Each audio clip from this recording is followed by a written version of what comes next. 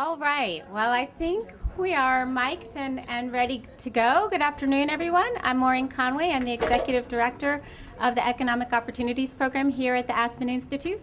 I'm delighted to welcome you to today's conversation in our Working in America discussion series. Work today in America is not only a major activity of American life, but it's also an important value and source of identity for Americans. In today's economy, the greatest asset the majority of Americans have is their ability to work, since earnings from work is what supports most American families. Thus, work is both central to the economic situation of American families, and it's a strong value in American life and American public debate.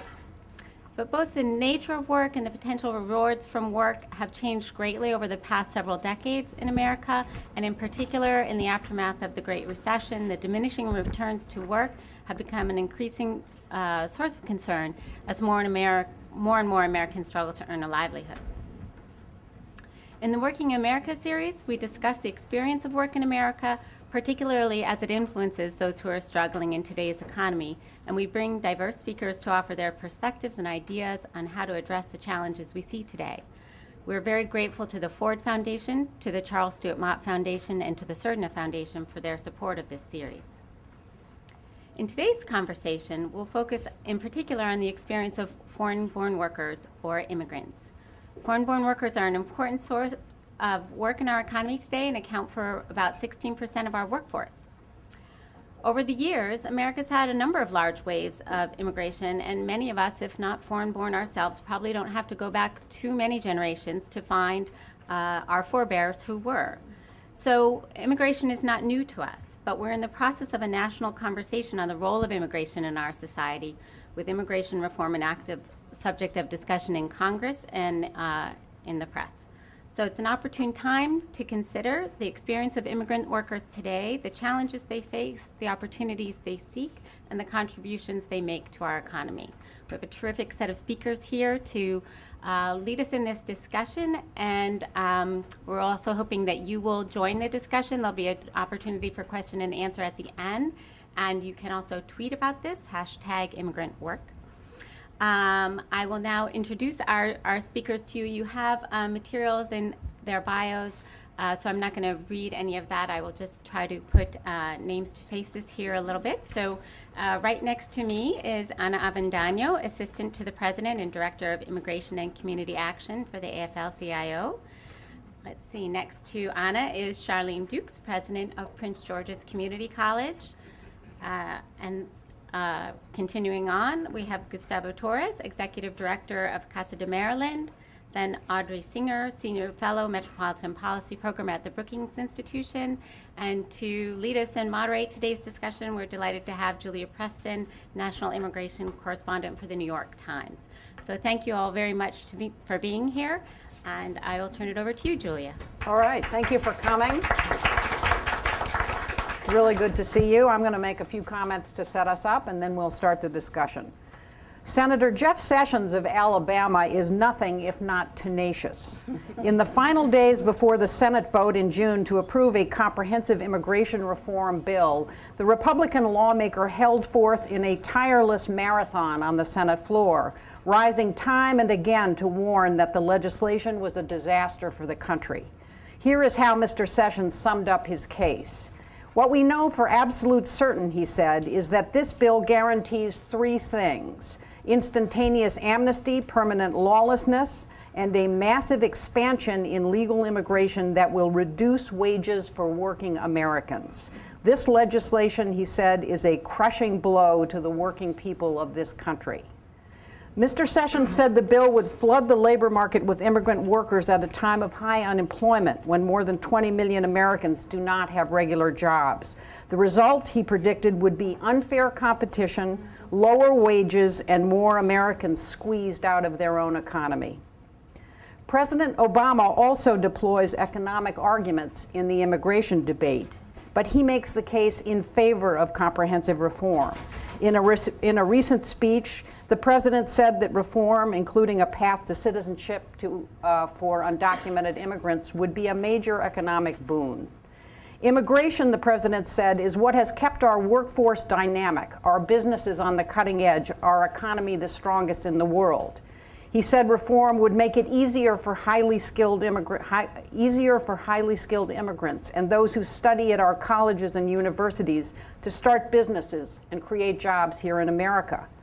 The president said that immigration reform will ultimately increase overall U.S. productivity, resulting in higher GDP and higher wages. Bringing undocumented workers out of the shadows also helps to put a stop to practices that undercut wages and worsen working conditions for American workers. If we don't do anything to fix our broken system, the president said, American workers will have to make do with lower wages and fewer protections. The fierce debate we are having over immigration is largely about the immigrant workforce in this country, both legal and undocumented, and its impact on the economy. In 2007, the last time that Congress tried to pass immigration reform, unemployment was significantly lower than it is now. Yet that legislation was defeated by an upswell of popular resistance, including from working class Americans. The labor movement was divided, with many unions demanding to limit the number of immigrant workers, particularly guest workers, in the country. Today, unemployment at more than 7.6% is painfully high. Yet the economic arguments in favor of reform are gaining much more traction this year than they did 6 years ago. As in so many things in Washington today, the immigration debate is a duel between wildly divergent narratives about foreign-born workers. The panelists we have here today can give us a report on the realities. What work are immigrants doing? What are their training and education needs? What is the effect of undocumented status? What about millions of immigrants who are working legally? How would comprehensive reform affect the labor market? The figures suggest that this generation of immigrant workers brings many virtues and also some worrisome deficits. They bring dedication to work, family, and community, and the zeal to rise that so long has fueled American progress. Many immigrants bring useful skills, but this cohort also includes many low-wage workers with low education, limited English, large challenges raising their children in poverty, and other vulnerabilities. I hope we will have a candid discussion about this today. I think I'd like to start with Gustavo. Gustavo, can you tell us about Casa de Maryland and the immigrant workforce that you see every day? Describe what kind of work they're doing and how you see them fitting into the labor force in Maryland. Absolutely. Thank you very much, Julie. I really appreciate that. And good afternoon, all of you. Again, Gustavo Torres, working with Casa de Maryland. We are the largest Latino and immigrant organization around the Washington, D.C. area. We have more than 40,000 members. This is the power that we have in our community, and we believe that is very essential, and the way how we do it, the services that we provide, and the mission of the organization is not only provide high quality services to our community, but also build power. So we combine providing workforce development, English classes, computer classes, legal representation, as well as health and human services. But also we have a huge component of organizing, to organize the community to make sure that we fight for probably the most important issue of our generation for Latinos and many immigrants and the great majority of the immigrants, which is immigration reform. So that is what we're doing right over here. We believe, as President Obama mentioned, that we are going to make a huge difference in the market, in the economy, when we passed immigration reform. And I will insist, it's not if we pass. We believe that we are going to pass immigration reform. 2012, we believe, make it different. And that is the reason why we believe that we are like now 50% in our way to pass immigration reform. Immigrants and Latinos vote huge majority for President Obama because he promised immigration reform. He promised that it's going to pass. So now I believe that the Republicans listen very careful, at least the leadership in the Republican Party believe that it's very important to pass immigration reform. And that is the reason we believe that during the summer and during the fall, we are going to pass immigration reform. Okay, thank you. Charlene, I wonder if you could tell us a little bit about your role in Prince George's County and the type of workforce preparation that you are doing in the community college. Okay. And also to the extent to which you have an immigrant community in your... Again, I'm Charlene Dukes, the president of Prince George's Community College. We serve approximately 44,000 students. We're the 4th largest community college in the state of Maryland, and we are probably serving today a little under 8,000 immigrant students between a variety of credit and non-credit programs. When we talk about credit programs, by far the majority of our immigrant students are enrolled in healthcare programs, whether it's nursing, respiratory therapy, radiation therapy, nuclear medicine, and the like on the credit side. On the non-credit side, we're talking about programs like certified nurse assistant, geriatric training, phlebotomy. As we look at those kinds of programs, what we find is that many immigrant students want to go into healthcare. And there are, in some cases, some language barriers or some skill deficiencies. So we've been able to work out programs on both sides of the house, credit and non-credit, that allow students to get the kind of skill improvement that they need and to move in those programs at a fairly rapid pace.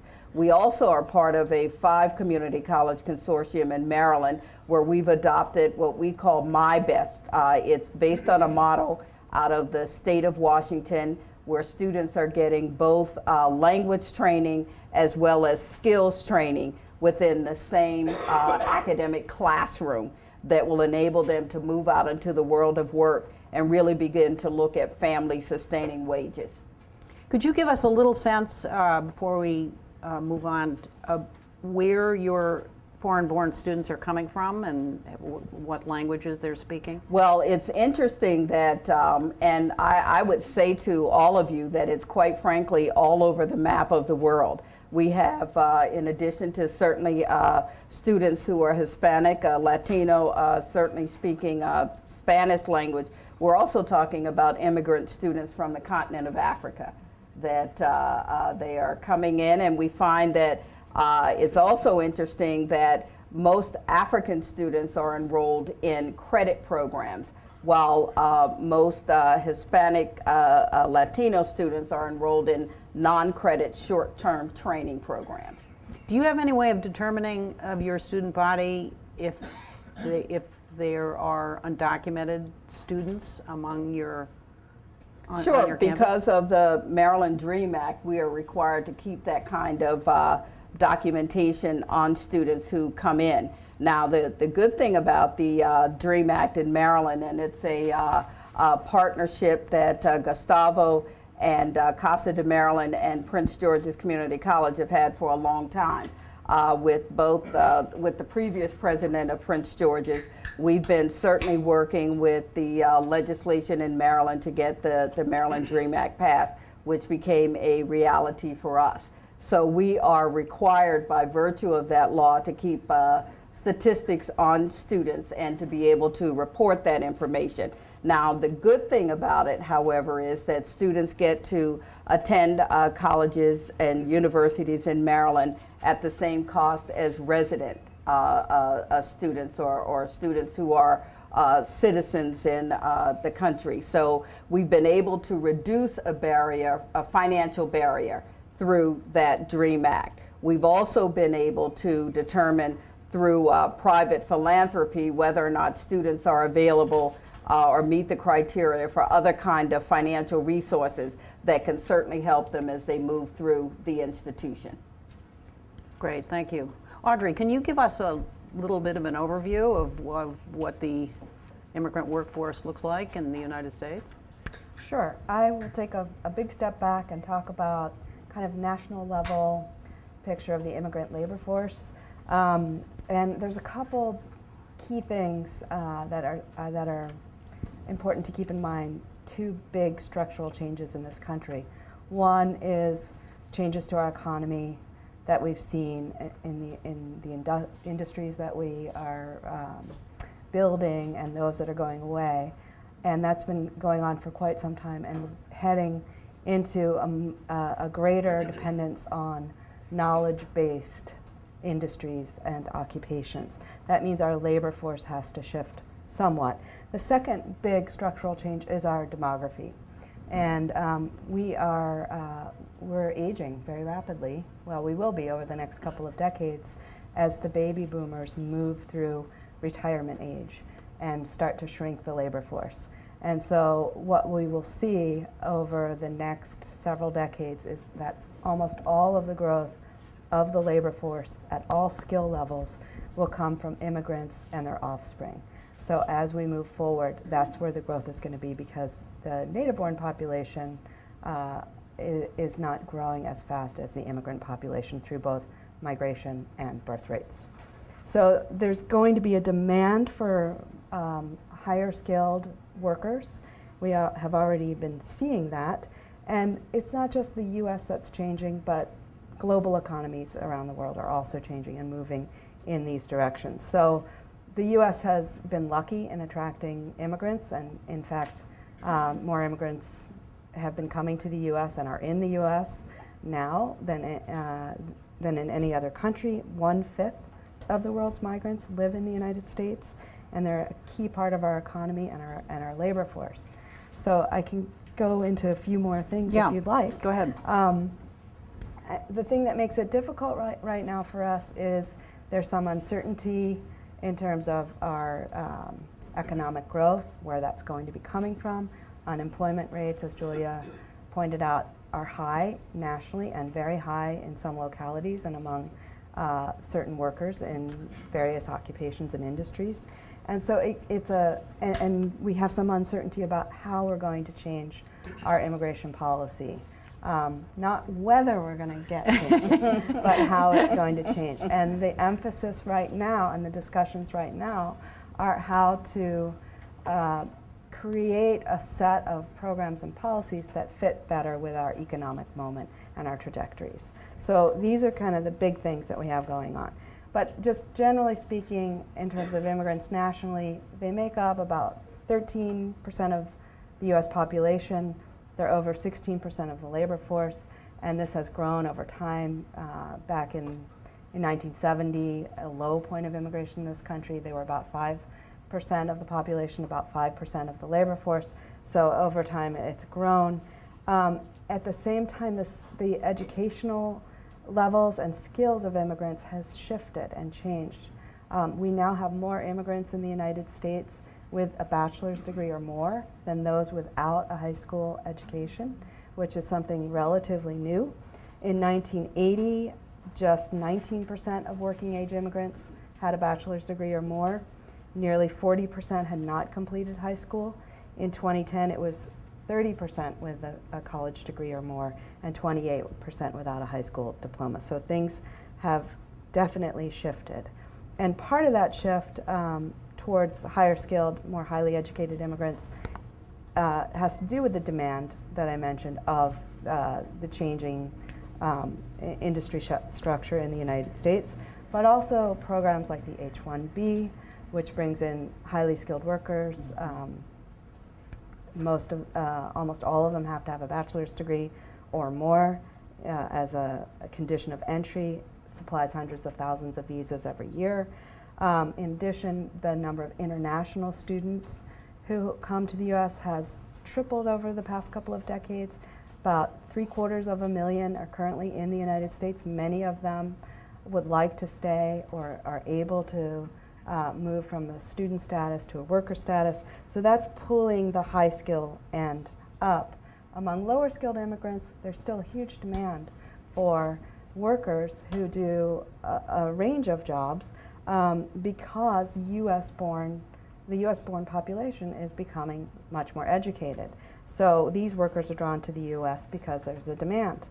Only 7% of US working age population does not have a high school diploma, and as I mentioned, 28% of their foreign-born counterparts lack that credential.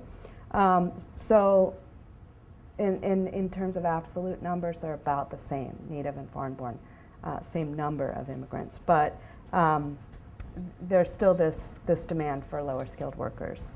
So what we see is a changing underlying structure, changing sources of immigrants, and where they're putting themselves into the U.S. labor market is also interesting. And some of my work has looked at some of the industries where immigrants are overrepresented, and I've looked at 4 primarily low-skilled industries, 4 primarily high-skilled industries where immigrants are overrepresented: accommodation, agriculture, construction, and food service on the lower skilled end, and high-tech manufacturing, information technology, healthcare, and life sciences on the high-skilled end. Together, in those 8 industries, 37% of all workers are immigrants. So we've got some strong representation in certain industries and at different skill levels that we can continue to talk about. Okay, great, thank you. Anna, you are living and speaking with and participating with the labor force every day in your work. And the AFL has had dramatic transformation in recent years in its attitude towards immigrants and the politics of immigration. So what do you see in the labor force and the role that immigrants are playing now in the unionized labor force? Hi. Well, first I want to say thank you to the Aspen Institute and to and hi to everyone here. I'm really happy to be with all of you today. So immigration is a really complicated issue. The AFL-CIO represents, there is an umbrella organization for 57 labor unions that represent workers in the entire world of work. High-skilled workers, construction workers who are both high-skilled and lesser-skilled, agricultural workers. And within this world of work, immigration has always been, it implicates economics, it's a political issue, and it's really a very emotional issue. And I don't think that we should forget that, because often when we talk about immigration policy, those of us who want to stay on the policy side of things, the rational side of things, just engage in a lot of losing arguments. So what we've learned over the years is that we really need to recognize that it's a hard issue for many people who for a long time have been living in a world that has really pitted immigrants against everyone else. Mm-hmm. And the approach that we've taken for more than a decade now is that we really need to work on behalf of working people. That as long as we have a two-tiered workforce, where some workers have access to rights and some don't, all workers suffer because standards and conditions are lowered for everybody. And it was that acceptance and theory that really moved us in the late 90s, early 2000s, to really look at the issue of immigration policy very differently than in the past. So it wasn't just an issue of controlling the labor market. The fewer workers you have in a labor market, the more bargaining power those workers have. It was really an issue of the global economy, the demographics, and really recognizing that to grow a strong, powerful movement of working people, we needed to embrace and welcome immigrants into our movement. Our policy shifted formally in the early 2000s, and it's been evolving, and it's been happening in partnership with worker centers. We work very closely with the National Day Labor Organizing Network, of which Augusta, Maryland is a member. We work very closely with domestic workers, really recognizing that many workers, by virtue of not just their immigration status, but their employment status, don't have access to collective bargaining, and really have had to think about new ways of bringing power and economic power to these workers. Domestic workers are excluded from the National Labor Relations Act. Day laborers are often independent contractors, also excluded for the protection of labor law. So working with these worker populations has really changed the way that we see the future of the labor movement. We're going through some changes now as we head into our convention in the fall, and it's been really, really, really interesting to work much more closely with all of these, what people are calling alt labor groups, and who are really young, energetic, creative organizations that represent mostly immigrant workers in labor markets where for the most part unions don't exist. And under conditions that are, at best, often precarious. the National Employment Law Center did a study with several academics of the low-wage labor market of Los Angeles, Chicago, and New York in 2009. And I think that you featured it in one of your presentations.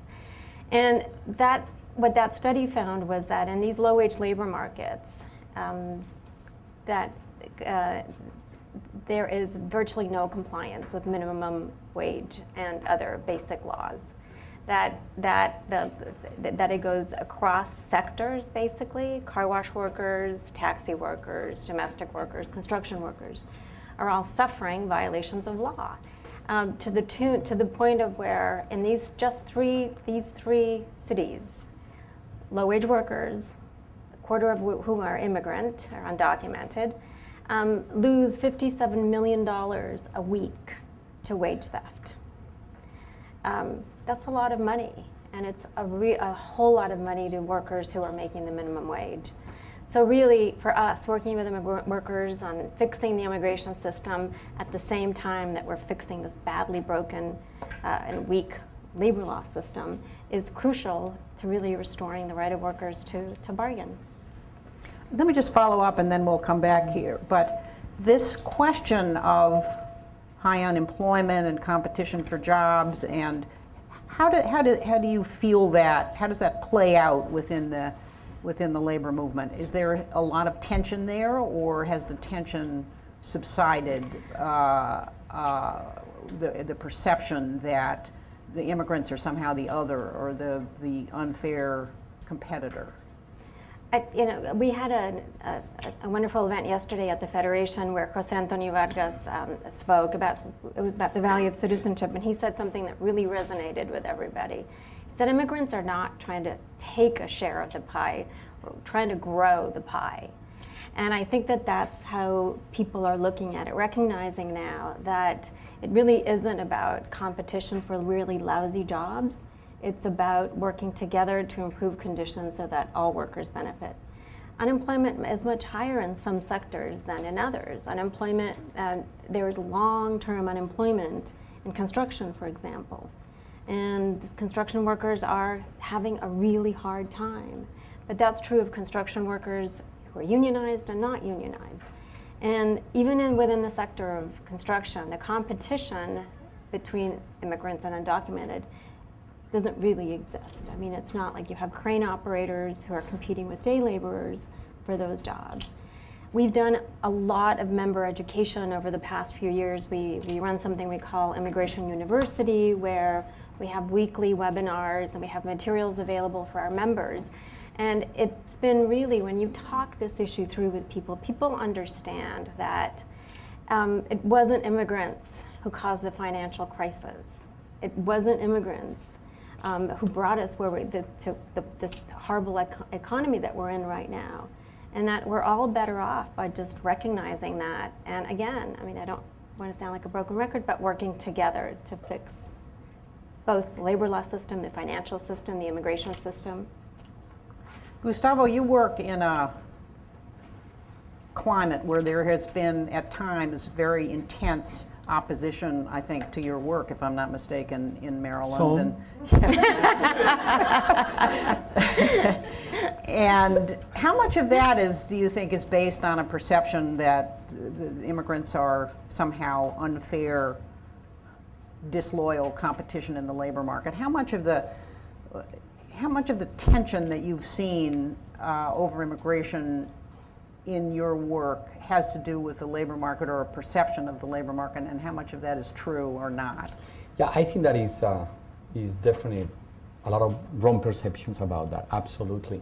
And we need to recognize it's called racism also, right? That they see our color of skins and they don't want to integrate the immigrant community, and in particular Latinos and Africans, right? So that is kind of a reality that we face. And our challenge and our responsibility is to make sure that we integrate the immigrant community to the society. So that is the reason why we have these very critical and important programs to make sure that we integrate the community. And I just want to refer to what I call the most successful experience that we have to integrate little by little the immigrant community, and is with Prince George Community College.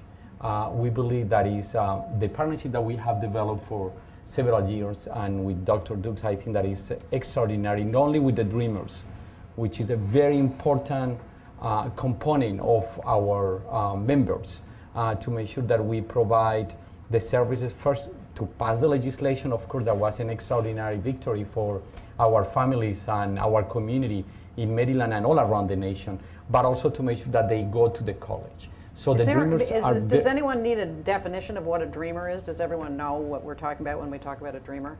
Okay, yeah, go ahead. Dreamer is a dreamer. To clarify, happen to be an immigrant dreamer.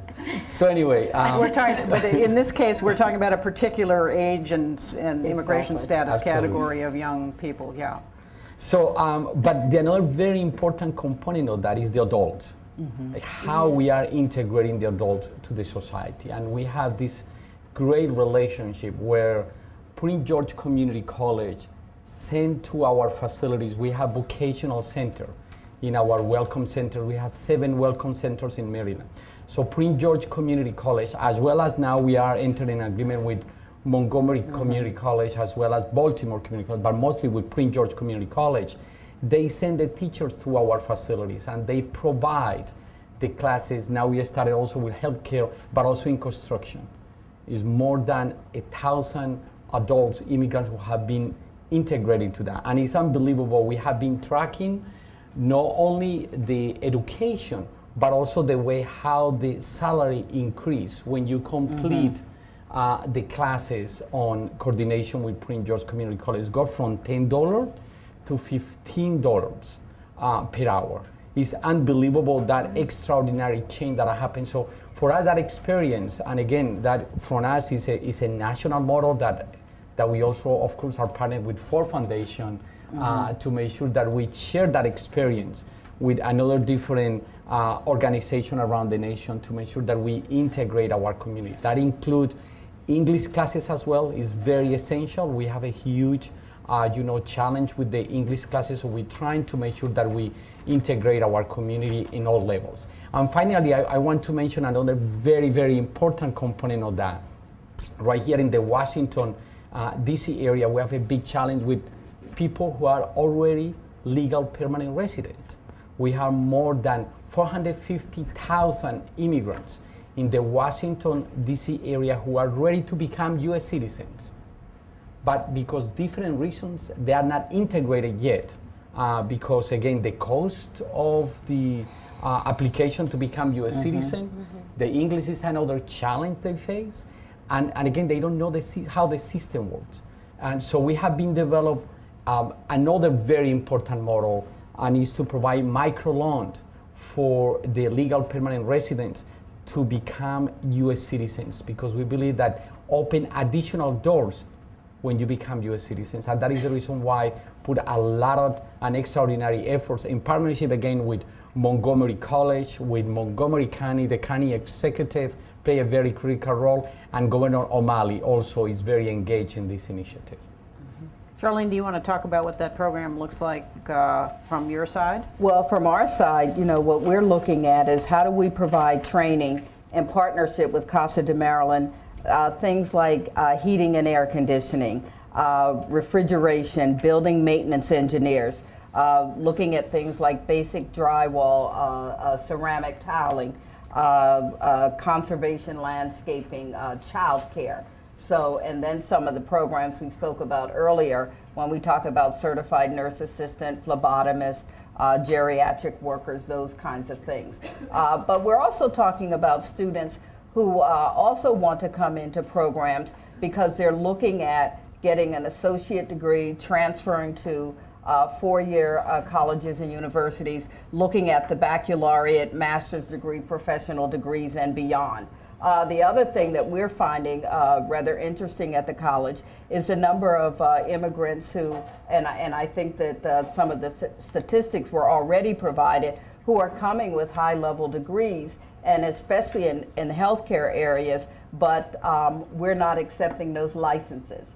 so that people are having to come back for retraining or looking at other careers entirely. So clearly there's still some work that we have to do in terms of people entering the country, and then how are we really giving them opportunities based upon the credentials that they're bringing with them to the United States.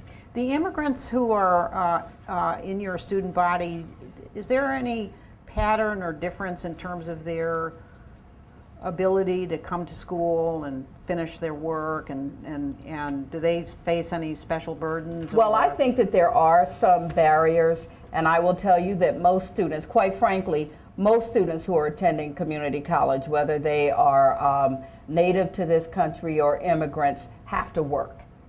You know, we live in a society now with the rising cost of tuition at colleges and universities, and many of you are probably aware that community colleges are open enrollment institutions.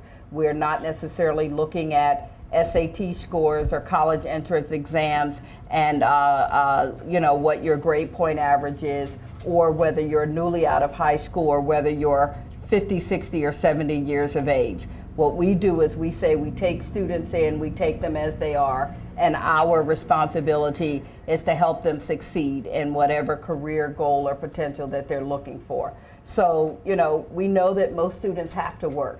Students are working on average probably about 30 hours a week, and then trying to take either part-time or full-time classes. And what does that mean in terms of the wraparound or supportive or intervention services that we have to have? Probably within the last 7 to 8 years or so, we've created an international education center that's staffed by faculty and other professionals at the college that help with that sort of transition to college. And what is that all about? What are all of the supportive services are there?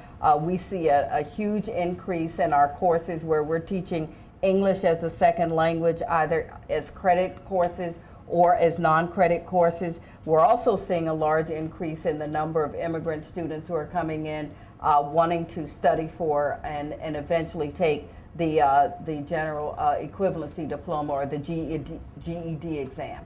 And you know, even as part of deferred action, that if students come in or immigrants come in and they're enrolled in GED programs, then that certainly can help them if they were young when they came to this country. Did the deferred action bring you a number of students? Probably. Does everyone know what we're talking about when we talk somewhere. about deferred action?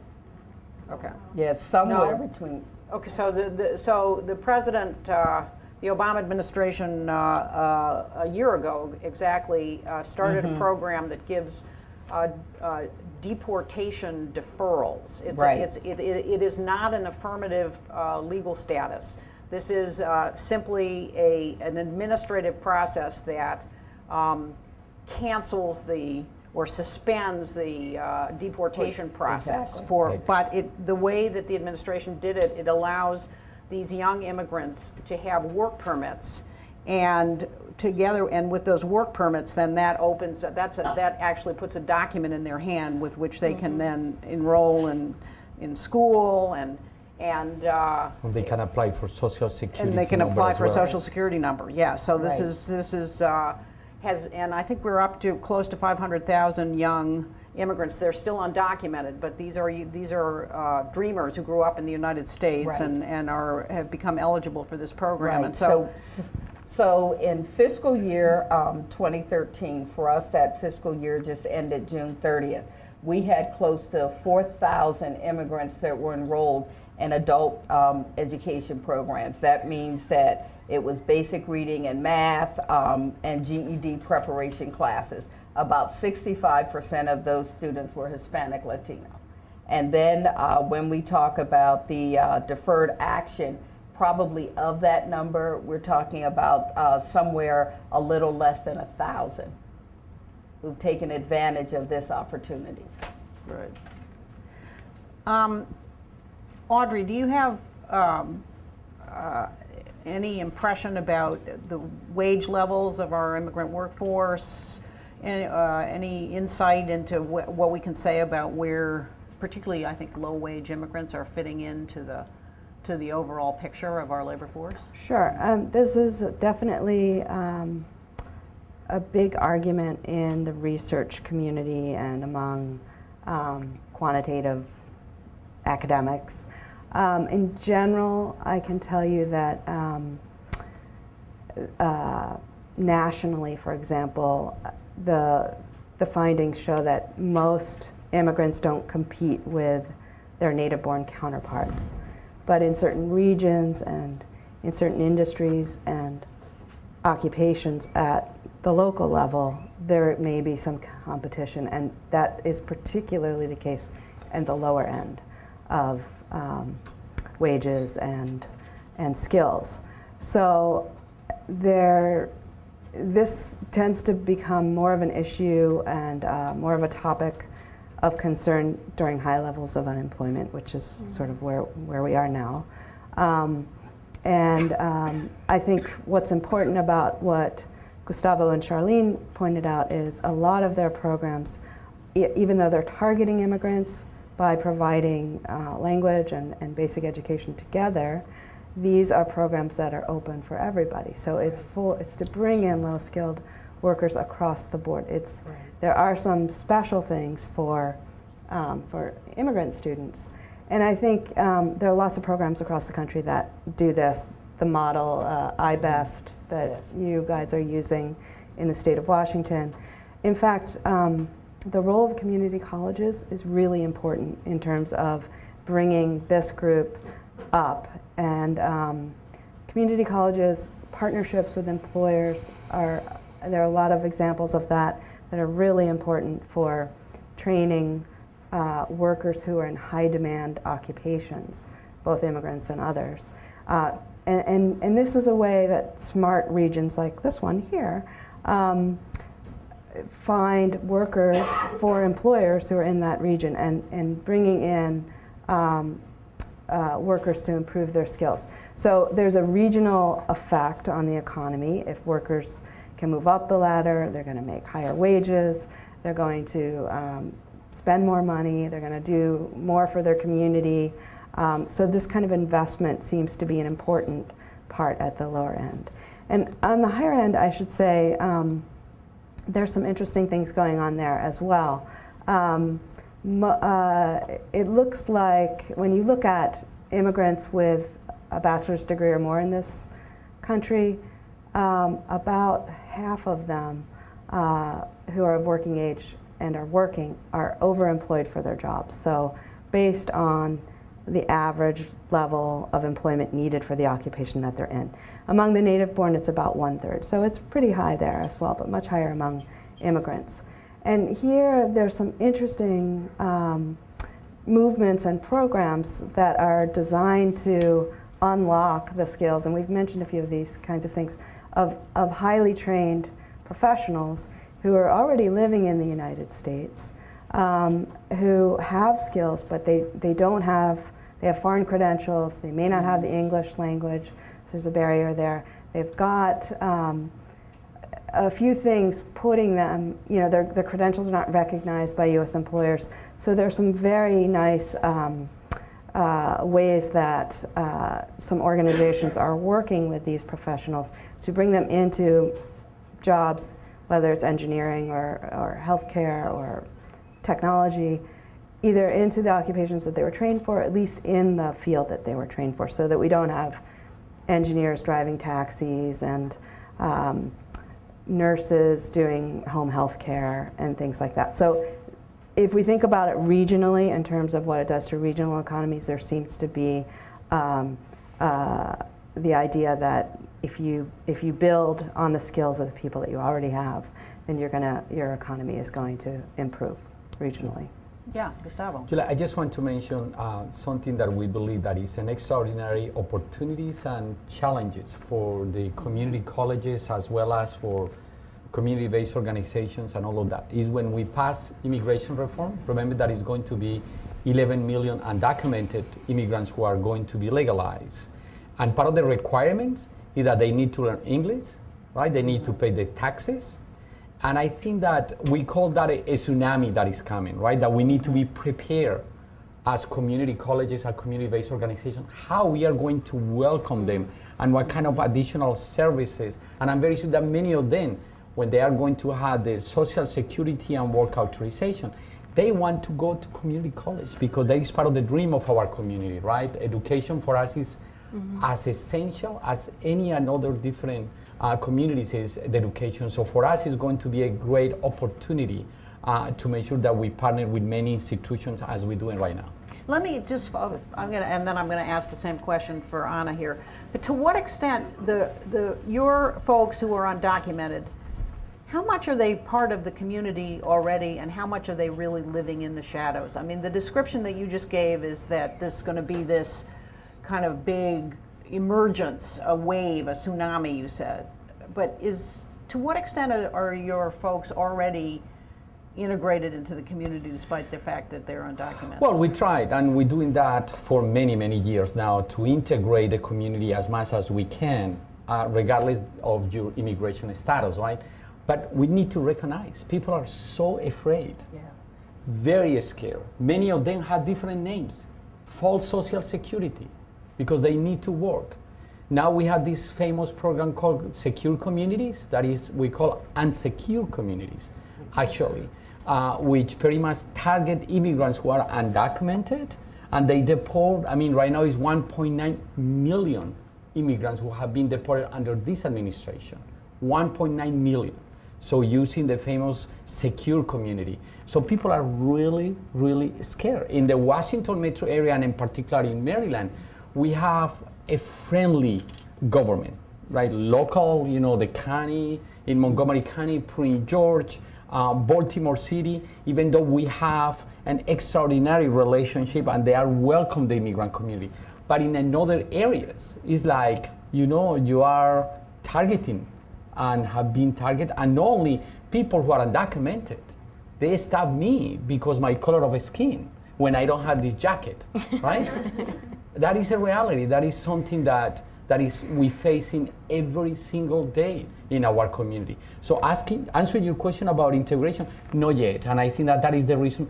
It's essential, it's critical to pass immigration reform with path to citizenship, because we don't want second class anymore, right? We want to make sure that people have the opportunity to become U.S. citizens. It's so essential for our communities. Anna, did you want to talk about that? I do. What is immigration reform going to mean to the labor movement? So let me just answer your prior question, or actually pick up on what you said, the concept of living in the shadows. I think it's important that we sort of peel that apart a little bit, because it isn't just about people having to stay home or remain in the dark. It really is about whether or not people have the freedom to really improve their lives, their economic lives and their social lives. And the truth is, for the undocumented right now, they don't. And it's by virtue of their immigration status. And in terms of the workforce, it isn't that immigration status has just locked workers into lousy jobs and prevented them from moving on or moving up the ladder. But it really is that those jobs, because workers haven't been able to improve those jobs, have remained lousy jobs. And again, that doesn't just affect the undocumented. The undocumented don't work in isolation. It affects entire labor markets. So let me give you an example of what that means and why immigration reform is so important to working people. We're working on a case, we had been working on a case with the National Day Labor Organizing Network about a day laborer in Los Angeles who on a Friday went to get his wages, as they often do, major contractor in Southern California. And instead of getting his wages, the contractor called the police, accused him of theft, and had him arrested. He was taken to jail, but he was run through secure communities. An immigration hit came up. And so even though the charges were dropped, he was still in detention. And he was still put into removal proceedings. And when he was in jail, the day that he was just taken to jail, he met another day laborer who had worked for the same contractor, also demanded to be paid, and also had the police called on him. So this is not unusual, and I can tell you stories like this from New Orleans, which is happening right now. This is just happening a lot. And this situation isn't just about this one case, because the community hears about these cases. And coupled with the level of enforcement that we're seeing now of secure communities, 1,400 people being deported a day, it really does have a chilling effect on the community at large. And so, yeah, so it keeps people in the shadows without the ability to exercise their rights. The day laborer was released on bond, so a good end to the story. But for every person like that, there are, 5, 10, 20, 100, we don't know, other workers who are still in detention because they sought not to exercise a right, not to protest or join a picket line, but just get paid. So we really need to fix the system in a way that doesn't just legalize people into some temporary precarious status, but is really going to allow people to be a part of society, to have the ability to exercise full rights. And that's what we're fighting for right now.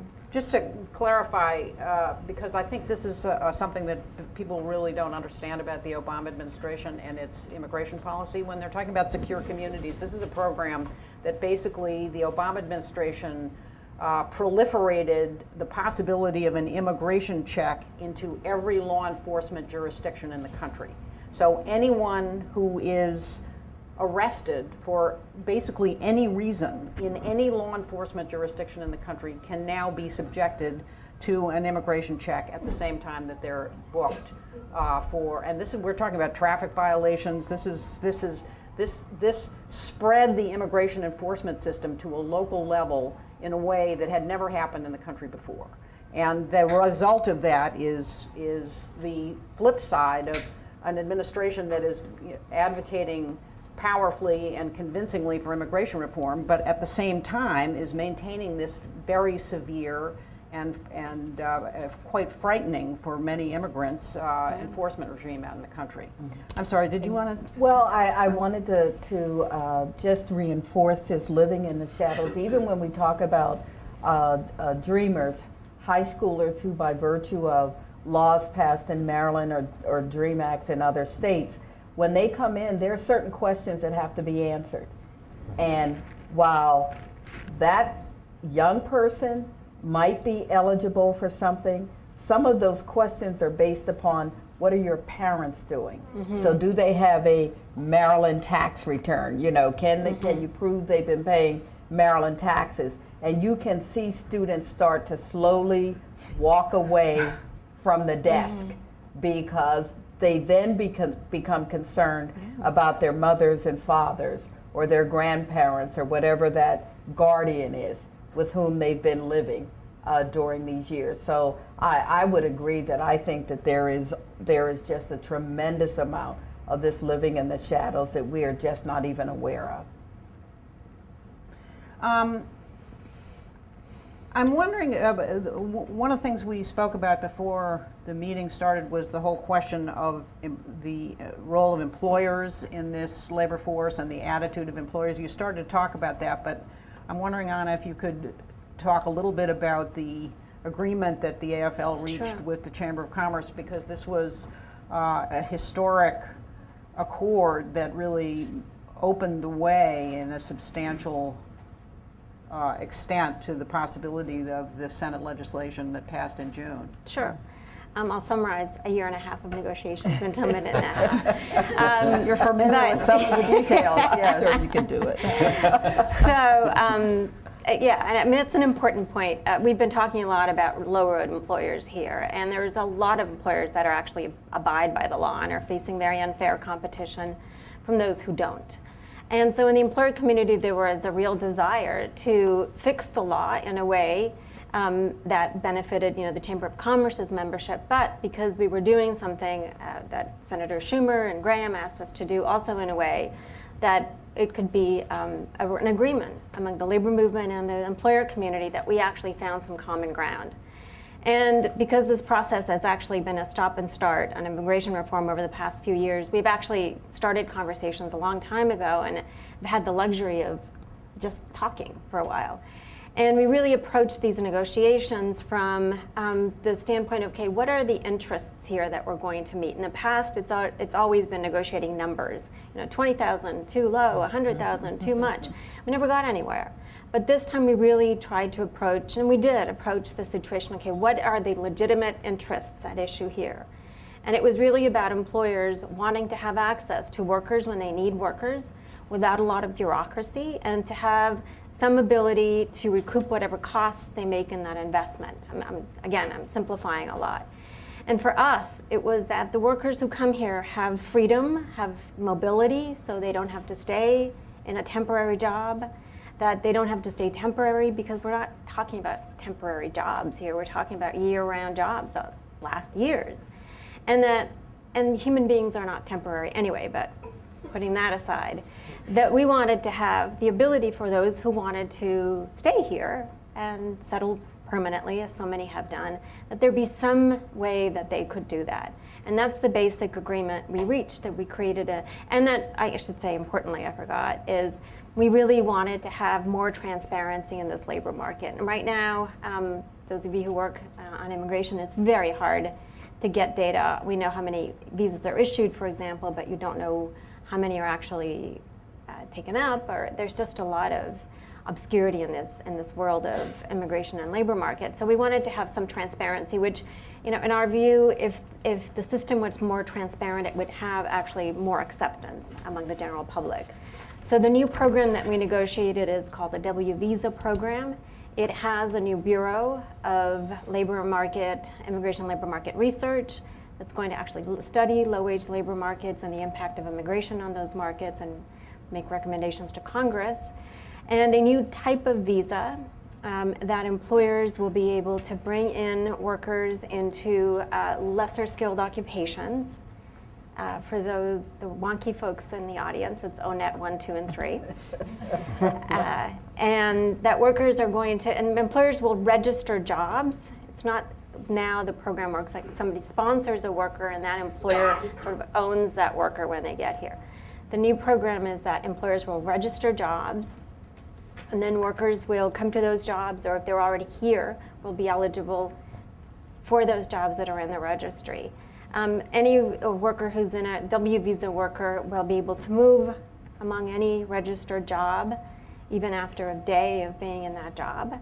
And they will get paid prevailing wage, and they will, under the point system in the bill, be able to adjust their status eventually once they gain enough points. So there's a chance to settle permanently, and importantly, that visa belongs to the worker. It does not belong to the employer, which so often happens now. Employers sort of file petitions for workers, but then hold it over their heads. So the worker has ownership of her visa.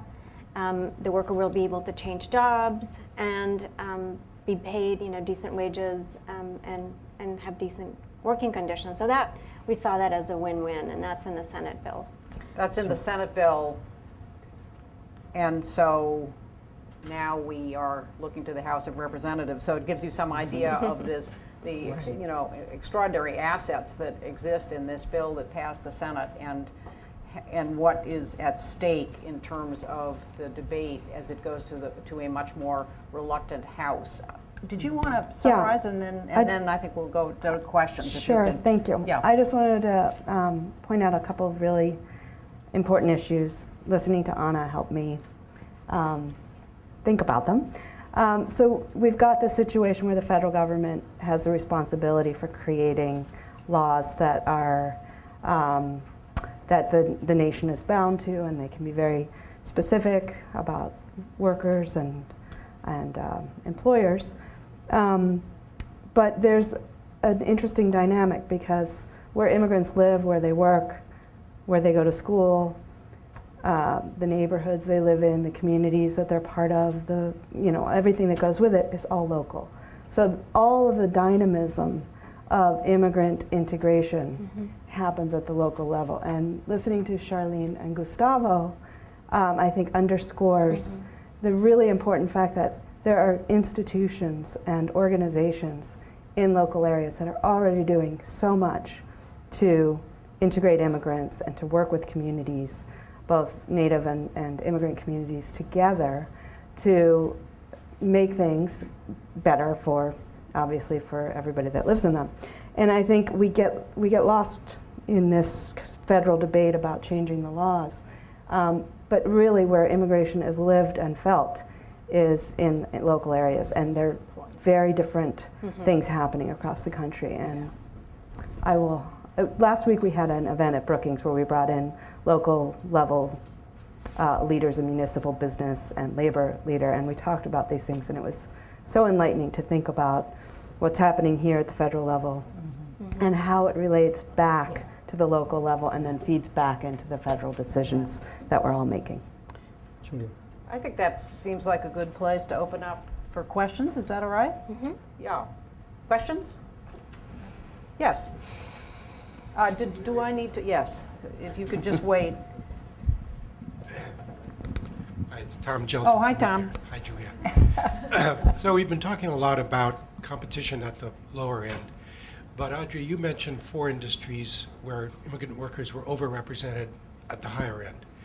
And I'm curious about that aspect of the competition, and in particular the idea of expanding. I assume the reason that immigrant workers are overrepresented in those industries is because the employers feel they can't find the workers they need to fill those positions more easily from native workers or whatever.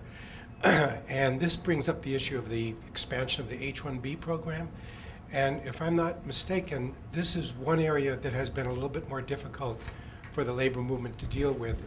There's been a lot of arguments from economists more sort of from the left who are very reluctant to see a big expansion of the H-1B program because they're not convinced that those jobs really are out of reach for non-immigrant workers. I guess the question for you, Anna, you certainly didn't mention that. How have you been able to deal with that issue of the H-1B, expansion of the H-1B program? So your voice sounds very familiar.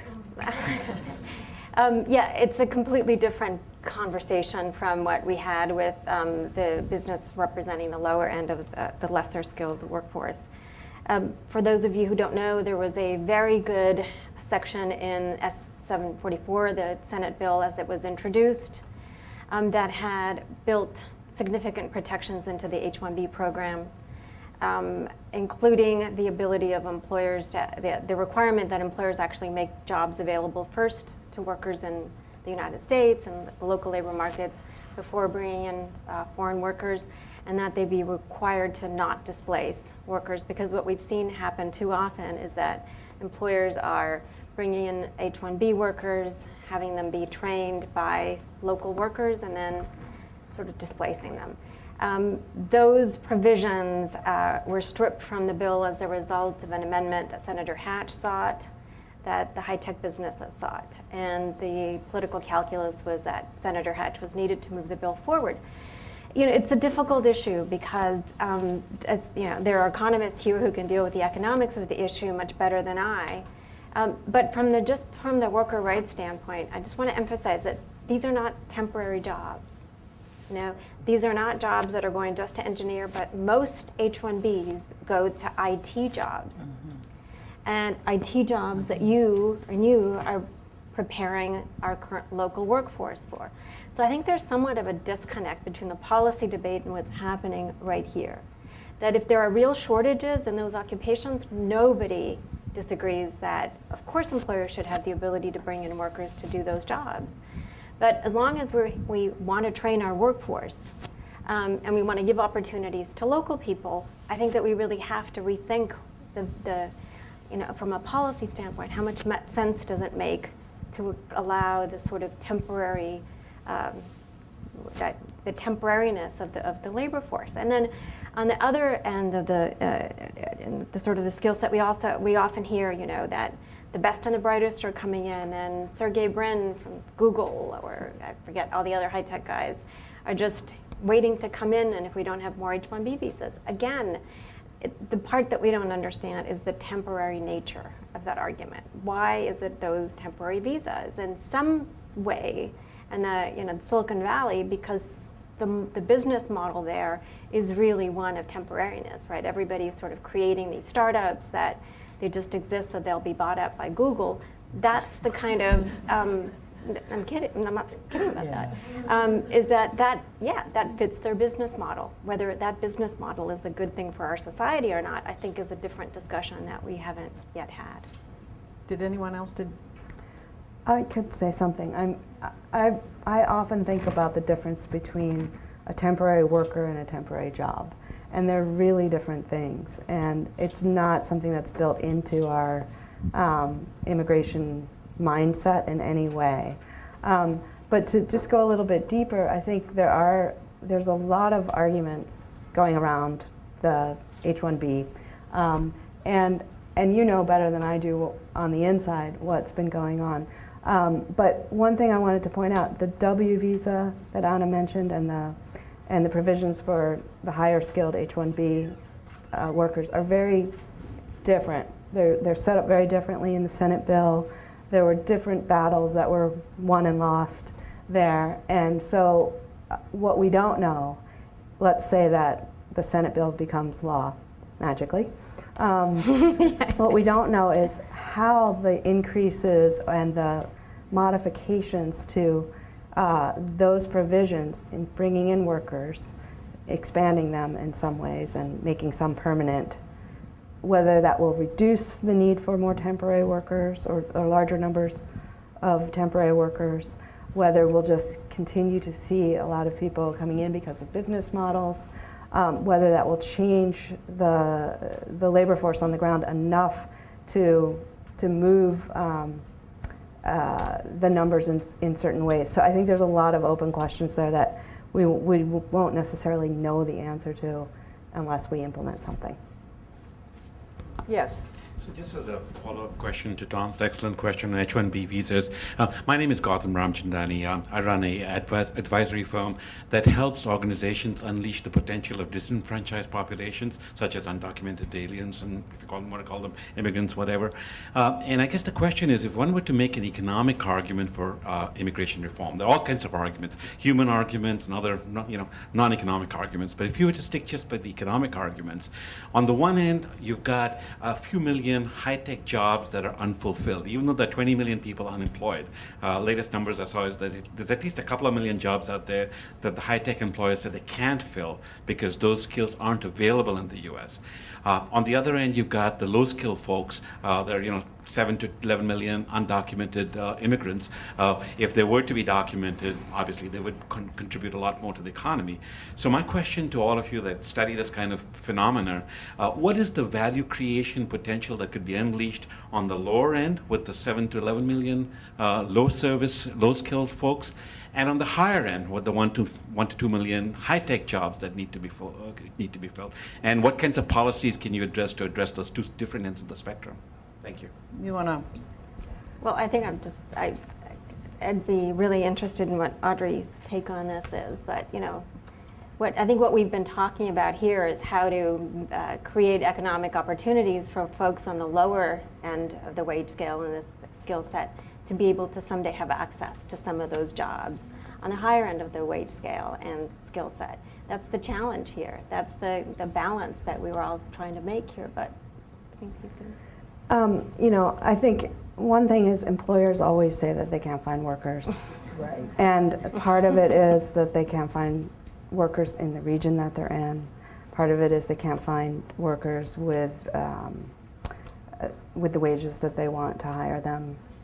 They can't find workers who fit into very specific technical occupations and skill sets, which are changing all the time. I understand now in the tech field, it doesn't really matter what your credentials, your formal credentials are, but that employers want to know certain things like, do you work in the cloud? These are the ways that people distinguish workers. So, to put a number on it, I can't give you a number. There are lots of people that try to do that, but I'm not an economist. But I do think that that when workers are working in the formal sector, are getting wages that are average or above average for their occupation, they end up contributing more, and that is how we grow the economy. And so I think those are hard answers. Wait, I think, yeah, I think we need, because we have a few. Yes. Oh, yeah. Why don't we go back there and then we'll come over here? Yeah. Thank you. Michael Livingston, Interfaith Worker Justice. You talked about, Gustavo, a tsunami that will take place when legislation is passed that will be positive for those who are on a path to citizenship. I think there's another tsunami that we ought to acknowledge that I don't hear enough of this kind of realistic talk about the effects of immigration reform. And it's for the workers who won't qualify, for the workers who can't meet the continuous employment requirement of the bill, for the workers who can't meet the income levels, 100% of poverty level, 125% as they move from RPI to LPR. I just think this discussion that I've heard in many different public settings, as well as private ones, doesn't fully enough acknowledge what's going to happen to the person at Union Station making $8.75 an hour for the last 23 years, who clearly isn't going to get on this path and maybe never complete it. Well, thank you for bringing the voice of the voiceless, really. That is going to be a huge, huge challenge. Remember, the Senate legislation say that everybody that arrived to our country on December 31st, 2011, right? Mm-hmm. Anna? So they qualified in one way or another to have the work authorization. But then we have at least, they estimated at least from 2011, 31st December to now is like more than 500,000 people who don't qualify. Plus, I'm very sure that is another issue that probably the projection is probably between, 1.5 to 2 million immigrants who are not going to qualify for the legalization. That is a huge issue. I mean, if the idea is to resolve once and for all the situation of people who are undocumented, at least with that proposal or with this legislation that the Senate passed, we are not going to accomplish that. We are still hopeful that probably as a part of the compromise, we can resolve many of those issues. But it's going to be very, very difficult. In Maryland in particular, I want to refer about two different very important action that we took thinking about that. Number one, of course, the DREAM.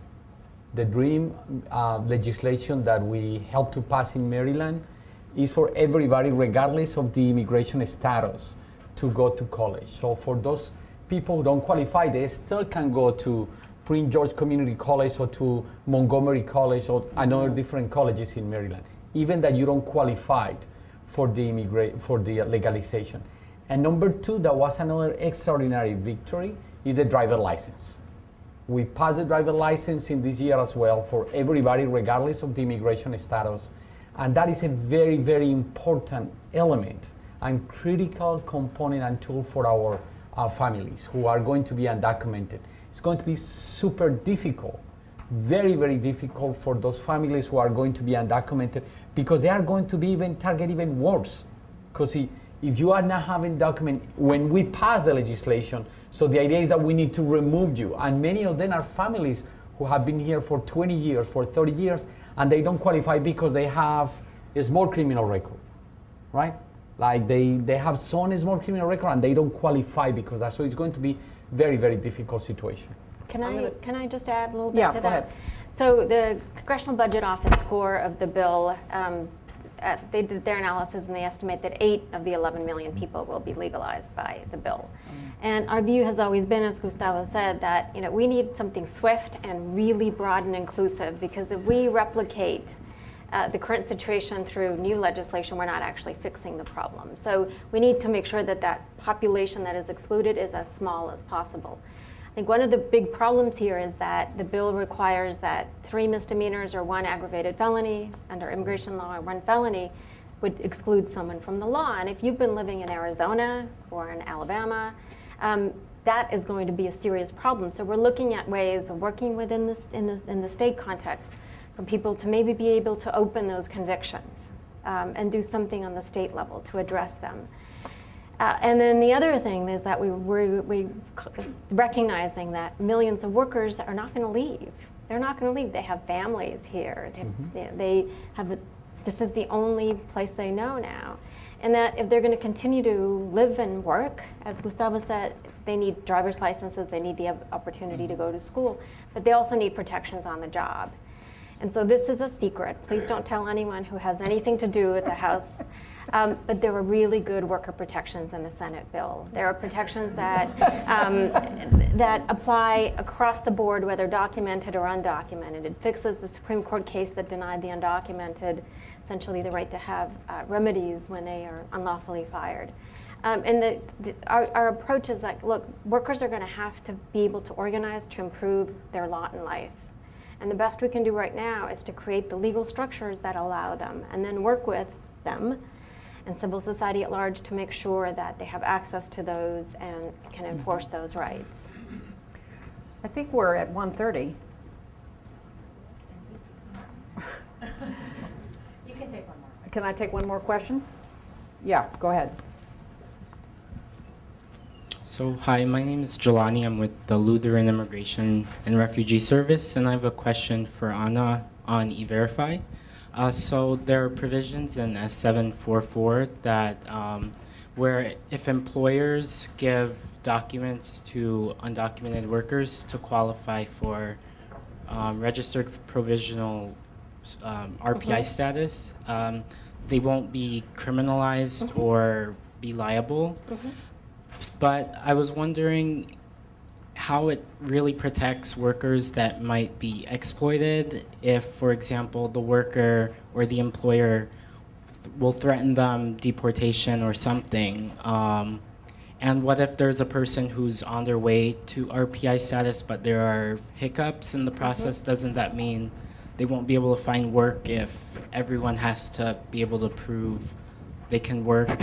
So I was just wondering about that. Yeah, that's a great question. There's going to be a lot of these kinds of questions as we move into implementation.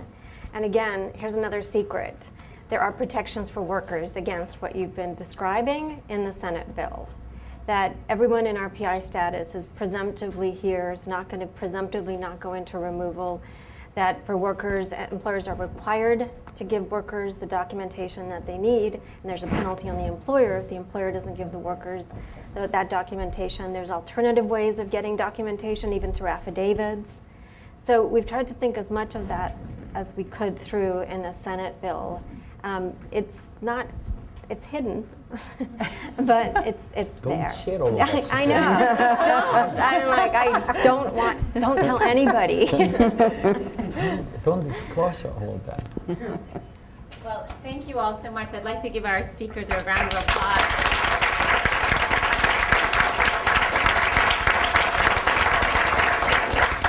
Thank you all so much for coming. We'll be having more. Our next session will be October 2nd. Mark it on your calendars. I hope to see you all again. Thanks again.